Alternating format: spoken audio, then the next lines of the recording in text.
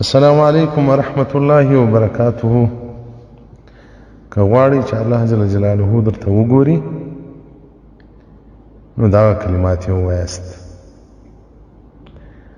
روایت کې راځي وایي که دا کلمات یې څوک وایي دا پورته کېږي اسمان ته، هر اسمان ورته چیرل کېږي، لار ورکوي تر هغه آخري اسمان هم ووځي. نو کوم وخت چې دا کلمات د الله جل جلاله حضور ته ورسېدې، الله جل جلاله دې بنده ته ګوري.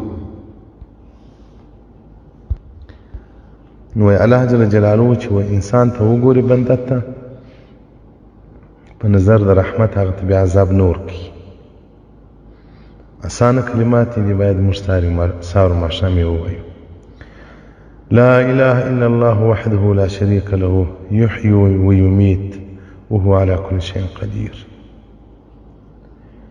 لا نست إله لا إكت عبادة إلا خمسنا الله الله جل جلاله وحده يوازي الله مستحق عبادة لا شريك له دلر شريك نست يحيي ويميت الله جون دور كي إنسانان وتأمر قركي وهو على كل شيء قدير پر هر سبان قادر.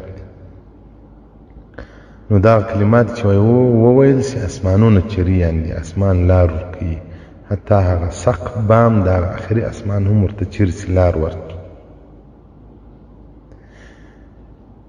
نو وایي چې دا کلمات یو بنده ووایي الله جل جلاله دې ویونکي ته ګوري.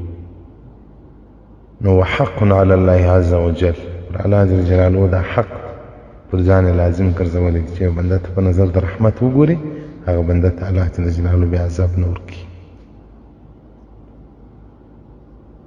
حدیث رقم 1010 صفحه نمبر 1581 کتاب دعا د امام طبراني رحمت الله تعالی علیه. نو دا کلمات ډېر وایست، سهار و ماښام یې وایست، الله جل جلاله رحمت کې لانده سي. نو بنده ته چې الله په نظر د رحمت وګوري، هغه انسان ته الله جل جلاله بیا عذاب نه ورکوي. والسلام علیکم ورحمت الله وبرکاته.